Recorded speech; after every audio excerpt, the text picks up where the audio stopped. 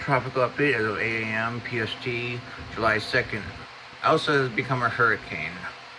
Um, radar data from Bermudas and Martinique have shown attempts at I formation.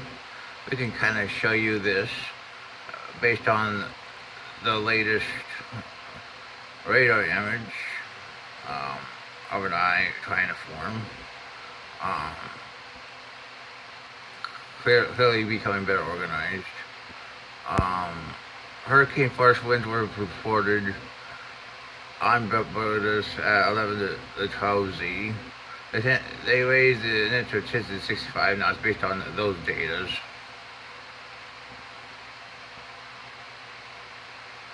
And based on surface data, it is a hurricane. It probably has strengthened a little bit since then. We could show you a picture of the system. Clearly well defined.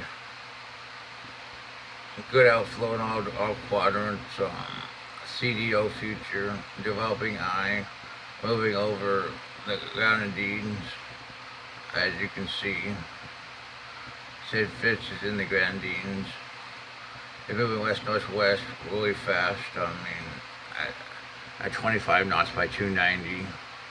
It's going to maintain that for the next 24, the 72 hours before turning into a weakness in the subtropical ridge created by a mid-level latitude trough. It's going to head towards the western Gulf of Mexico as it crosses Cuba. We can show you, see if we have the latest track. Not yet. Let's see if the NC has it. For some reason not yet, but here's the general thinking of the storm grazing the greater Antilles but staying south, making landfall in middle Cuba, central Cuba, and heading up the Keys, then making landfall on western Florida, which is in line with the models. Literally all the models. I'm going to take it into the western Gulf right now, compared to yesterday, which some were spreading more into the Atlantic. Now they're coming to a better consensus in the western Gulf.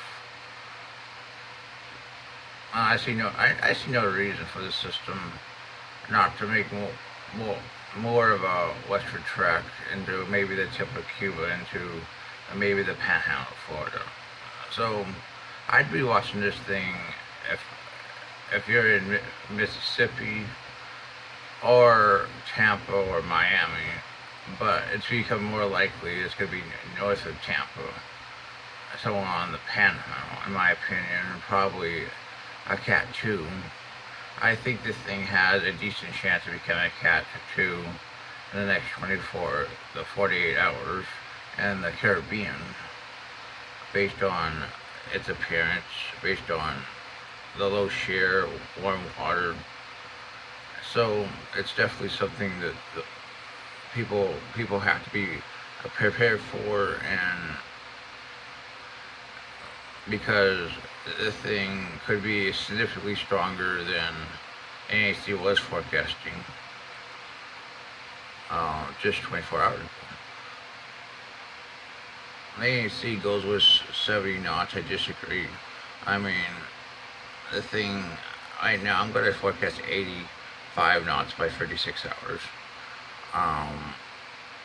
Then potentially weakening over Cuba to around 65, then get back over the Gulf of Mexico, and re-strengthening back into a hurricane, in my opinion, in the long term. But that's my opinion, and that's about 5 days off, based on the models. Well, that's your tropical update for today. There is no other system to be watched. The tropical wave behind it isn't going to form, and nothing else is going to form in either basin.